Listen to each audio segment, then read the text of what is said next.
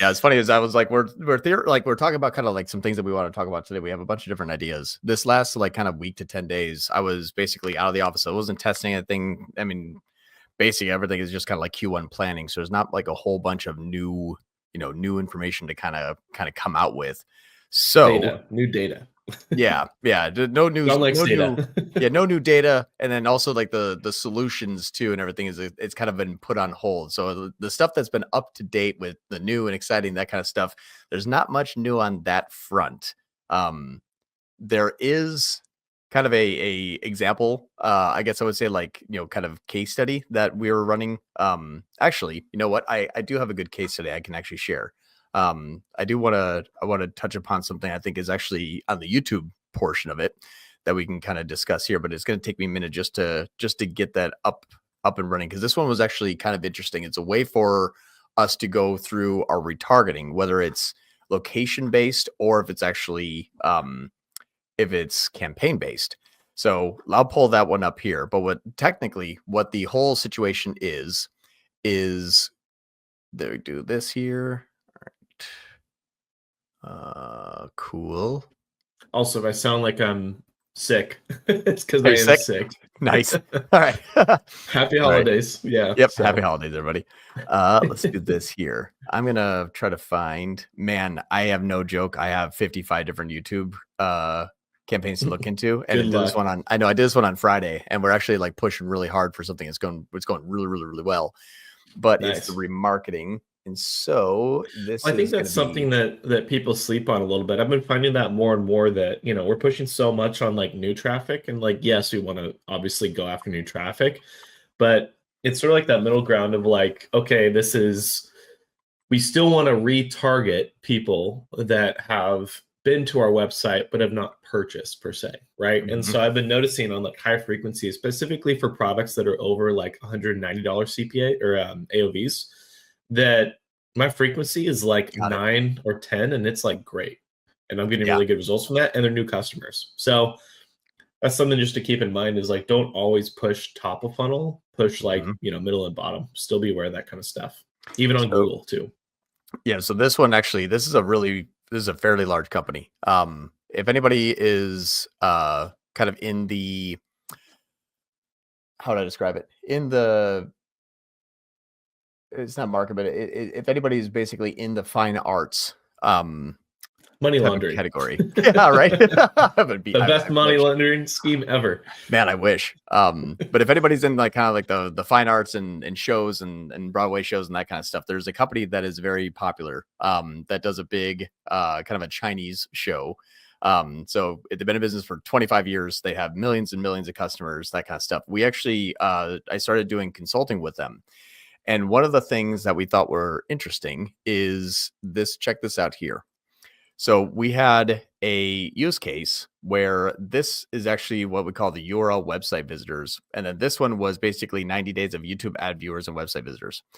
Now, here's what we noticed is that this campaign here this was actually been running for some time. Like it's, I just did the 22nd because that's when we started this one here. The other campaign. But this one here is saying, okay, if you have gone to the website and you are interested in purchasing a ticket for an event, this is what's going to remarket to you. And what we saw was like there was just pretty much like kind of no conversions, and the audiences that we're using in this one here, go through there. This is the 90-day YouTube ad viewers. Tons of people that were in this. You can have massive amount of people. View rate has been pretty good. We did get a conversion the last 30 days, but it was costing us $1,200. And this one was, if you look at the locations, let me go back to the campaign and go to locations. I think key point as well too, just throwing this out there, is Facebook's less audience focused, YouTube is more audience focused. So just throwing that out there. Yep. And what's interesting is the subset of that audience to identify intent was massive. So I'll share with you what I mean. This one here is saying, okay, if you are in Las Vegas and you're looking to get a show, this is where your remarketing would happen. So a person would come from anywhere in this circle, any source. So it could be YouTube, it could be organic, it could be Meta, it doesn't matter. And if they are in this circle and they've been to the website, then we are remarketing them the show in that area in Las Vegas. Now, the A/B tests that we're running here is instead of the 100-mile radius around Las Vegas to remarket the Las Vegas show to Las Vegas people, this one here we said, well, what happens if we actually do a website visitor?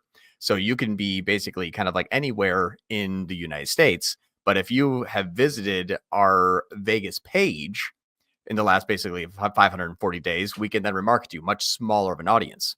And this one, what we noticed is when we go back to the campaign here, Wait, this is a larger audience because all the United States, the other one's a smaller audience, correct?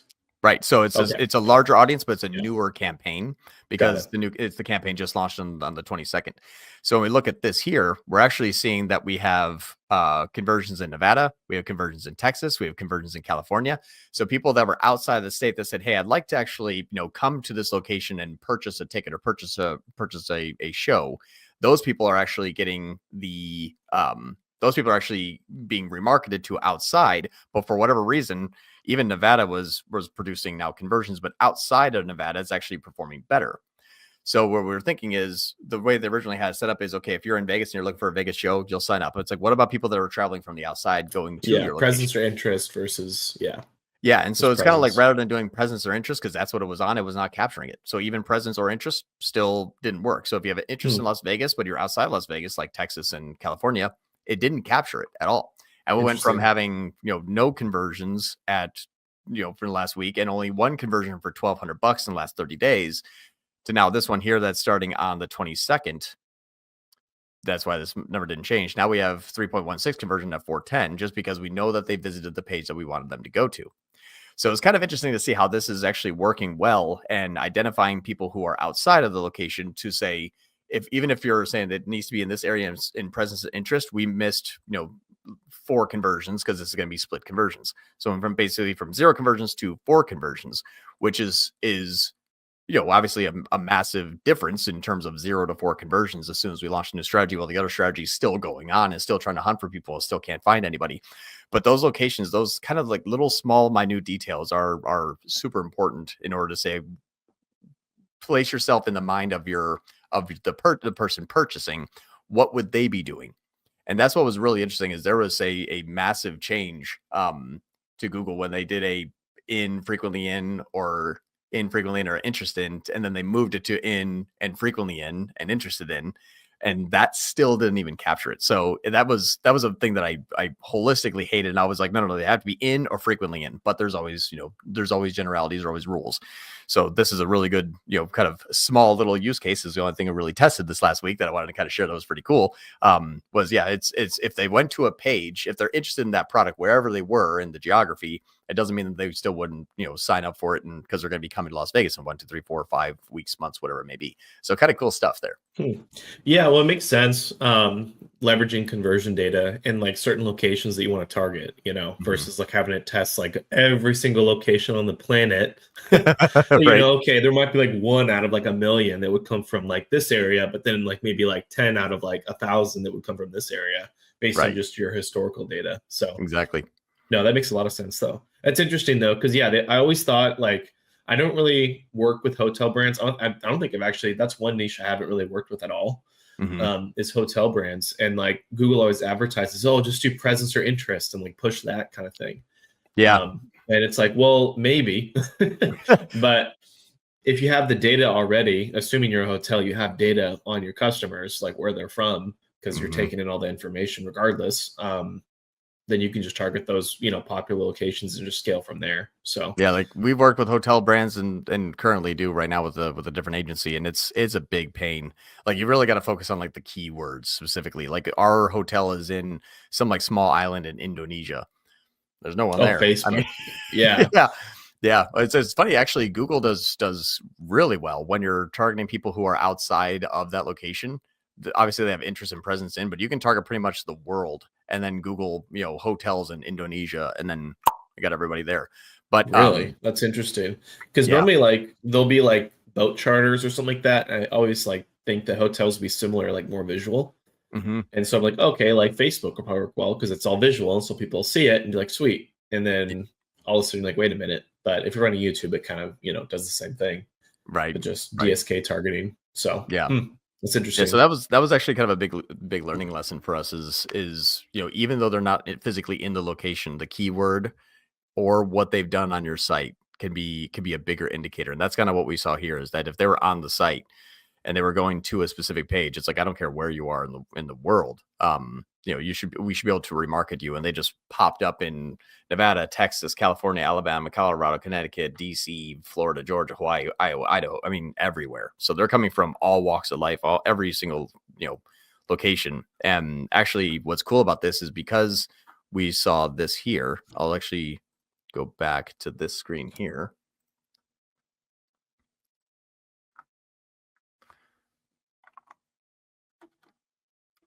So this was the There's a lot of YouTube oh campaigns. my god, yeah, you have no idea. It's insane. There we go. So these two here, the metrics that we see is the cost for here is 21 cents versus 4 pennies. So you're immediately paying, 5 times as much, which doesn't Yeah. really, doesn't put a good taste in anyone's mouth really when you first start off. The interaction rate is less than here, which is also kind of an oddity when you look at it that way. The cost for the CPM 34 versus 7. This is just overall remarketing. This is remarketing into a much, kind of higher intent. So it was very, very, very strange. 7 cents per view, 47 cents per view. That's Massive crazy change. difference. Yeah. And so what's interesting is it's like, okay, so it costs us more. They interact less. They have, a way higher CPM and way higher CPV, but it's still it's the only thing that produced conversions. So it's very, very, very strange how Google works. When you're looking at YouTube, these vanity metrics here typically don't actually mean much except for simply just, is it engaged? And is Google hitting these people? So if we look at the percentile too, video played through, this one actually shows more people, more people, more people, and more people. So this is the only thing that's like, okay, these people are watching it more often. These are actually getting a little bit more and more and more engaged. So there is some use case here to say like, yeah, this is something that is a good trend. This is something that we should probably start to see some conversions on. I think the conversions started coming in. Yeah, I mean, we just had another, half one yesterday, but this thing was half a conversion. I know, half a conversion. Yeah, thanks Google. There's a child. Yeah. It was a small person. Yeah. And so that's what was interesting is the CPM, everything is 4 times, 5 times as much as I kind of get a little bit excited. I'm like, okay, good. These people are probably people that are, interested and going to be converting soon. So just that little change, massive difference though, in terms of the, massive difference in terms of the results. They're both on maximized conversions too. Oh, really? Okay. Huh. Yeah. Same bidding strategy. It's interesting because it's like pockets. I mean, that's what it's always been like. It's like, oh, we're fishing in this pond. Okay, now we're fishing in this pond. And like based on the CPMs of the audience, like it's completely different. And it might find like volume in this pocket over here is good for that in terms of what the algorithm finds, but it's like not as qualified. So it's just trying to meet like conversion goals and just searching different audience pools for it. Like I think it was like there's one of the number one audiences in terms of CPM value on YouTube, just from people going to the site, is people that are, interested in like digital marketing or in like financial advice. Right. And then like on the low end, it's like gaming or like background kind of like music, things like that. Yeah. Just because the audience is not as engaged. So yeah, I wonder if that's interesting. It's like it's very similar to that, right? Like if you can get like 20,000 people on a low CPM and then you get one that converts versus like 100 that are really high, but then one converts, like they're both worth the same thing potentially in theory. Right. So, right. That's exactly right. And that's engagement too. So yeah, cost per view makes sense, but at the end of the day, it's hard to tell exactly what works and what doesn't work. I think that conversion-based bidding will kind of get you around that from what you're saying, though. It's just once you find out, okay, conversion-based bidding now, like if we want to push for those vanity metrics, like how would you do that? Like would you still use like any bid strategies like TCPM or cost per view, anything like that instead of YouTube? Or would you try to keep that sort of as like a minimal and mainly just do conversion-based? I usually do conversion based because when you look at CPM and CPV, what we typically find out is that the CPM and CPV don't have the retargeting kind of element to them that well. What it means is that they don't necessarily start to re-impress users to get them to convert. So the main difference between a CPV and CPM versus a conversion-based bidding is the CPM CPV was like, okay, spent 7 cents on Caden. That's it. I'm done for the day. I have completed my job. Conversion-based bidding is like, okay, I spent 37 cents on Caden. He watched it again. He even clicked. Here's another 37 cents. Here's 50 cents. Like it tries to kind of follow Caden around and get Caden to re-engage in order to get them to convert. And on a longer sales cycle or something that has a higher price point, you need that kind of repetitive multiple engagements in order for it to actually start to work. So that's what we found is that the conversion-based bidding, unless we're just doing a big batch and blast, conversion-based bidding is really kind of like where it's at in terms of being able to move the needle and for engagement and conversions. Gotcha. No, that makes sense. Yeah, I would say then kind of to flip that around, would you then do that potentially for like a remarketing audience just to get coverage, or would you still use conversion-based bidding? Because the biggest question I always have with YouTube is, especially with conversion-based bidding, is like, are you paying more for remarketing users on conversion-based bidding versus just going for the volume, right? Is it the same theory as a brand manual CPC versus like maximize conversions kind of deal in terms of the average CPC? Yeah, I mean, say like from the average CPC, I've actually had CPM and CPV models. The bidding strategies actually produce a really high CPC just because they were not getting the engagement that they needed. They were just not getting. Yeah, they were not getting, because it's always, what is a CPM divided by clicks? Or not really. There's just CPV divided by clicks. So that's how much. Yeah, that's what your CPC is going to be. So what's interesting is I always think repetition. No one's ever done anything off of one YouTube ad. Very rarely. Yeah. I mean, honestly. So it's always like, how much additional engagement can we get from a user, and until we can warm them up or it dies off. But I've never had a CPM or CPV model really test that out. It's always like kind of touched it and then, not after that. So that's why I always wonder if, CPM and CPV models are good, but if you're going to focus on, hey, I need conversions, I need engagement from this audience, it's not going to do well. Yeah, it'd be more so just getting the message across and like super hyper top of funnel, but you can still get, I mean, sky's the limit, right? We're talking like big brands would want to use that. Right. I wonder, so this is kind of what we talked about previously in our conversation before this, was sort of the idea of leveraging conversion-based bidding, but for different parts of the funnel. I don't know if you know where I'm going with this, but like, yeah, so like, I wonder how that would also work, where it's like, okay, if we're targeting a certain action that's like, we just want to get people to, view content on the page, right? And we create a conversion action for that. And that's sort of the top of funnel. And then we move down sort of like Facebook, but organized similarly just on YouTube. I wonder how that would perform. Because that would be something interesting where you're leveraging, you're not forcing the algorithm to sort of do too much and like get the full purchase and like get someone to buy right away. Because like in theory, you're taking someone from just general interest to then purchase. And depending on the product, if it's like, a $20 product, $30 product, sure. But if it's like, $200, $300, they're going to go through all these other steps, especially if they're coming from YouTube as their first touch point. Right. And so I wonder if that would speed up, I guess, the learning process of conversion-based YouTube if you were just to do optimized view content and then push from there, because you're just going for someone that wants to like be on the site and they're interested but they're not ready to purchase, kind of thing. Yeah, I think we've actually done a 1, 2, and 3 on YouTube before. What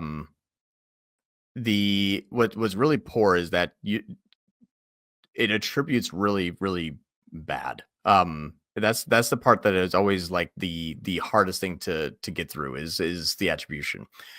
We actually found a much more success that we can measure. And I had the case study, but it was like a year ago. We've just been using it ever since. But we push hard on YouTube. I think we did like 150 or 200K in January on YouTube for a supplement brand. Was this finding out about the OTCE push that you were talking about, or is that separate? No, we did it now 1, 2, and 3. Okay, but did you find OTCE then was a separate conversation? Yeah, that was like open open target customer excluded.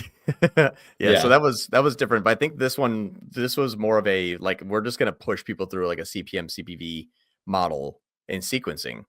Is that what is? Oh, okay. So sequencing, not necessarily conversion leveraged, but the sequence, same sort of deal. Okay, got Yeah, it. but then we ran a Yeah, yeah, remarketing on all those people. The we did see some good movement, not inside of Google Ads, but we did see some in top line. Like we spent 100 grand and then our CAC dropped by like, $2. yeah, But we saw a large increase in performance in terms of volume. But in-app always looked terribly. It's almost like Mosey T2. Like anytime that we run really good YouTube, like Performance Max looks great. So yeah, it depends on how you measure. Like that's what we always have to we have to go back to is when we're talking about like performance, it's like, okay, but how are we measuring it? What are yeah. Got we to be blended. exactly? It has to be blended or it has to be top line. It always has to have some sort of um large movement on somewhere on the top line for this to actually make sense and to kind of stick with it. So that was a part that I think is important to kind of touch upon is the proper measurement of it. And that's what we have to really, dig in and find out. Yeah, I think that's it kind of because I know what you're saying on like the sequencing side of things, because in theory it does the same thing, but in terms of like just from what I mean, we both experienced in terms of just accounts, like if we were to pick, okay, I want to target this audience, and then that's your target, it's not going to just go after that audience. It's going to go after whatever type of audience it thinks fits, and there's so much unknown in the mix that it's not really going to know if that Mhm. user was seeing that ad or not, and so you kind of lose that disconnect. But Right. then you pair that with intent or conversion based intent that's building up data points on is like way larger, right? Because that's why it goes after all those people that are saying, hey, I'm going to, convert. We don't know if you're warm or cold, so we're just going to go after you because you're showing that signal, right? Right. And so it makes me think like, the L123 thing that you were talking about was using the traffic side of the equation and not necessarily the conversion signals, if that makes sense, because there's more data points in theory, at least on the Mhm. conversion side of things, Yeah. because it's trying to meet that goal any way possible. And it'll bypass all the privacy issues, I guess you can say, because it's not sharing the data with you kind of thing. Right. So trying to find a way to leverage that, I think would be interesting. When you say explain what you mean by conversion signals though too. So, like all the hidden signals that would tell Google that a user is going to convert on the certain action that you set up versus you saying, hey, I only want you to show this video if you saw this other video, right? Like that's a smaller, more restrictive, I guess, not as many data points to look at for the algorithm.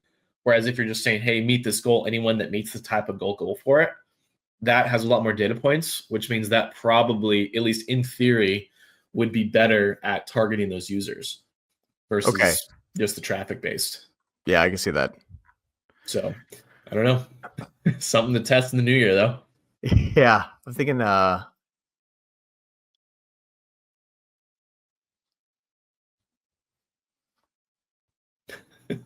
trying to think of the signals that Google can identify. I'm a little lost on that part. So I'm trying to follow you and I'm trying to get there on my own.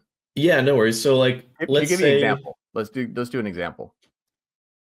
an example would be I'll do a Facebook example because I think that's easier, but they both work similarly. And Mhm. so in terms of just algorithm signals. So like you have an exclusion of all return customers inside Mhm. of L3, right?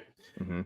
You're still going to get some return customers because the initial signal is conversion based bidding, right? Like you're trying to push for conversions. So that's its primary objective is to go after those conversions.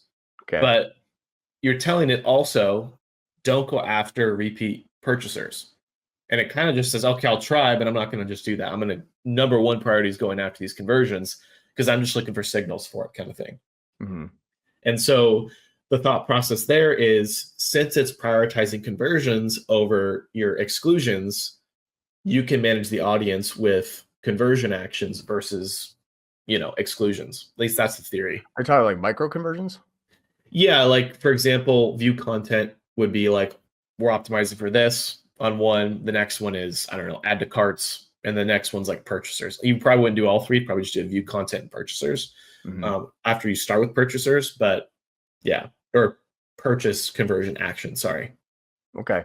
No, I can see that then. All right. So what you're basically saying is the using in-app conversions at the proper stage of the funnel in order to assist the next stage of the funnel to go after them. Pretty much, yeah. Like you're creating conversion actions in order to organize your audience and just match the funnel with the conversion actions. Because that's the prioritization of the algorithm is to go after conversions, like the action before the audience. And the Okay. thought process there was the action has more signals in it versus the audience. Okay. I think I've seen it. I think I'm seeing what you're saying now. So that's kind of like what the feeder strategy is basically. Yeah, Like the view content. exactly. Okay. Yeah, no, I think that's something that we could try with YouTube. The problem though with YouTube specifically is those little conversion actions get spammed like crazy. Remember the RTA example that I showed you where it has like one impression, 127 Yeah. click. Yeah. So that'd be the only thing that I would say that we tried micro conversions in YouTube a bit. Meta works a lot better. Micro conversions in YouTube just get spammed like crazy, like just unbelievably. I don't know why, but those are definitely, I would say that yes, that could work. I'd like to try it, but we just have to watch that spam rating there. Yeah, well, the click farms are, yeah, a lot more prominent on YouTube. But I Yeah. mean it could be, something like, I mean, a quiz form or like an add to cart. Now they're probably going to do that regardless, or Hmm. they're probably going to try to fill out a form regardless. So you could like probably match different ways of like monitoring it. So you say, oh, like for YouTube, it doesn't work for like the quiz takers or like that initial like subscribe to the email list, but it does work on add to carts Hmm. because click farms don't go and add to carts. Right. They just try to fill out an action. So Yeah. The click farms will do add to carts a bit. they will. Okay. I Yeah. haven't seen that before, but that's, Yeah. I'm not On running on Meta we heavy on had. that. Okay. Yeah, and what's funny is on Meta, we actually had it, we had a, one Catherine, on YouTube or not YouTube, a video on Meta. It was a video one, and that thing had, like, a metric ton of clicks, so many add to carts. We're like, "This is gonna be great." No email signups, though. That was the odd thing is Gotcha. the traffic campaign, and I know we wanna move it to email here because I think that'd be a good topic to kind of make as our main point and is list building, that kind of stuff. But Yeah.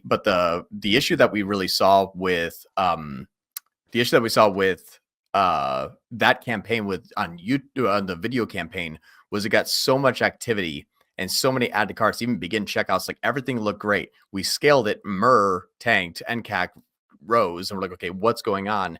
Identified that it was the email campaigns had like 8 when it should have had like maybe like 1,000 email signups. And when you go through those emails, they were signing up in like 3 seconds. So I people were see. like, all of a sudden, like the first click to email was like 3 seconds, 11 seconds, 6 seconds, 4 seconds. I'm like, okay, Oh this yeah, is and definitely, Wicked. Yeah, you can. yeah, Yeah, it was definitely spam. So that's what's interesting is those micro conversions can really, it's almost like we have to have your benchmark. Okay, if I launch this campaign, I have to have this much CPC, this much, like, the CPC should be around there. This is what I should have for my cost per view content. This is what I have for cost per added cart. This is what I should have for cost per started checkout. This is what I yeah, should have for email sign up, and like kind of benchmark all those around each one of your campaigns to see can we also leverage those micro conversions to still do a good job. yeah. Be interesting to see Well, that work. and I'm just, I don't know, I'm going down the rabbit hole a little bit. Yeah. So if we look at that, we would say, okay, we would start with the purchase conversion, right? Like that's the initial start because we're saying, okay, what's out there? Can we get purchasers in the first place? Use that as like the benchmark of like the engagement and then see how Hmm. that translates to like that other action. But I think what would help solve that issue is, the time. For example, you create a conversion action that both tracks like the action and then also how much time they're on the site. So it's like they have to pass this parameter and then they end up being a qualified user because Yep. they're past the average bot, I guess, time frame. Hmm. But I don't know. I mean, you could look at Wicked and say, because I know that there's averages. For example, I have a client that's on Wicked right now that takes quizzes, and Hmm. like it's on average the quiz takes them like a minute, maybe a minute and a half. And so the benchmark could be like 1 minute time on website combined with quiz, and then that would be the conversion action. Yeah. Um, and then worst case, because if click farms are just trying to go through quick, trying to show engagement and be done with it, kind of thing. Hmm. And so in order for their like I just see the motivation on that being efficiency, whereas our motivation is quality. And so we'd want to optimize towards the quality side of it while they're trying to be efficient and they're just not triggering it. Yeah. Yeah. I can So see that. yeah. Well, Things to cool. test in the new Yeah. year, like I said. Yeah, this is this is kind of a unfortunately a throwaway, everyone here that's on this meeting right here, just because we didn't have anything really working in this last week. So you're kind of watching us kind of like idealize, but I do have something for the audience. If there is a topic that you all would also like us to cover in depth, like even case studies, testing, that kind of stuff, please feel free to drop it in here. I think that that's kind of we want to make this as accessible as possible and not really necessarily just kind of closed off. So if there is anything that you guys are wanting to discuss as a topic, I would love to, love to hear from you all, love to talk about it, that kind of stuff if we can. Um, so that'd be good for us to even dive into, and we might even have a case study about one of the questions. So, but one thing that list building is extremely important. I think it's also extremely overlooked by a lot of Oh companies. yeah, Yeah, like definitely. yeah, list building can be very, very, very lucrative. And it's also, I think, it's just important to have it in your repertoire. The What I would say is the unsung hero of my other company, Bully Stick Central, is pretty much all email. And we actually are running L0 for pretty much just nothing but email. But if we look at this here, the last 365 days over the previous period, I'm just going to kill my camera because this thing lows funny. We're 50% up in this company here year over year, 43% more orders. Now, what you're going to see, obviously, too, is the online store sessions went up 133%. So we're not operating at like massive profitability. We're trying to push and scale. But what's interesting about this is pop check, blah blah blah. The email here, like if you look at everything that has basically had a really good performer, except for like the 13K all year and like Google Ads, is like email, then email, then email, then email. Facebook went up. That was the only thing that we really did is we just pushed on Facebook. And we're just running Facebook ads, so we increase the traffic here. But email is like, oh, $1,800 that email. Then it was like, 1,800 in that email, 2,600. I mean, it's almost all email. And that's what was kind of interesting about this is Klaviyo. Look at this here. Half of all of our sales in the last year is coming from email. Yeah. Now we Was spent, that is that repeat as well too? Or it's is that mainly new, repeat? it's new and repeat. And that's Hmm. what's kind of interesting is I don't know. Whoops, not that button. Yeah, I'd be curious about how much new, because that is interesting. Oh yeah, down there 232. Yeah, so our new customers, when you can look at like our last non-direct, you got paid, but you'll see 1,000 returning customers from email this year, and Yeah. that's a great little great little trend to continue on for the next however long we want to do that for. But 1,000 customers for free that return, we spend all of our money on Facebook, and to get the users, which gives us 1,000 new customers, and then they have another 1,000 returning sales. So it's almost Yeah. like these two are feeding each other here. So list building is very much overlooked when you're looking at in-app CPA and ROAS and all the other stuff. When you're looking at Facebook as an example, What's the AOV on bully sticks out of curiosity? it's pretty low. It's like 40 something, I think. 40 some, okay. You don't have to Yeah, get out of that page, it's fine. yeah. If you don't count the returning customers, it's like $40 for new. Like Gotcha. it's pretty inexpensive. It's not pretty. It's pretty low AOV. So that's why ROAS is pretty much hard. We're just trying to get our recharge subscriptions went from 5K to 65K. This is what we're Yeah. growing this year. That's Is awesome. is our recharge, and this is where email is really starting to push. This is Yeah. 100% SEO company before. So we bought it last year in February. And we just been basically kind of Dang, it's growing been as that much as long we can. already? Holy I crap. know, right? I know. It's been so that's why we're up 50%, which is pretty kick ass. So really proud of what we did so far, and it's just going to keep going and growing and that kind of stuff. But yeah, this is where we're pushing for like this whole next year is just doing nothing but list building. So we're looking at the campaign in Meta.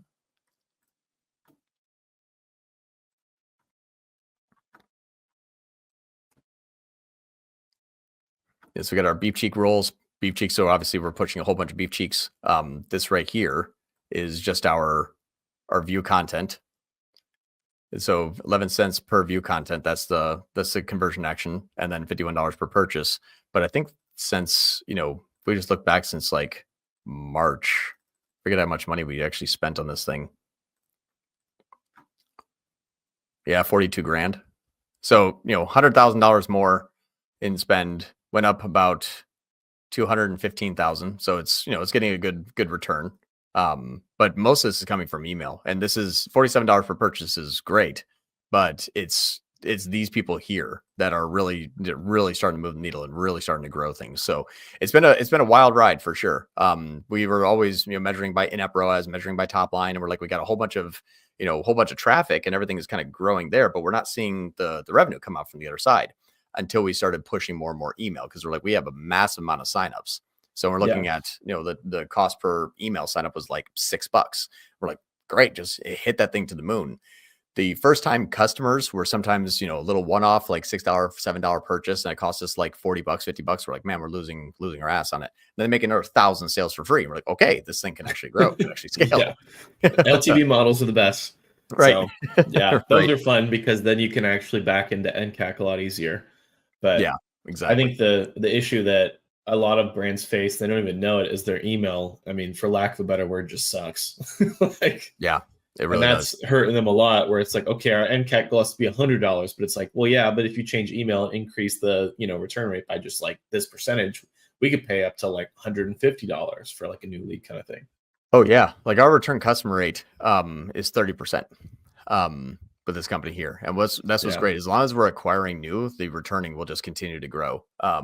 And so actually, let me just see something before I reshare. When email works, scale building lists and benchmark it. It's pretty much the sum of what we're saying.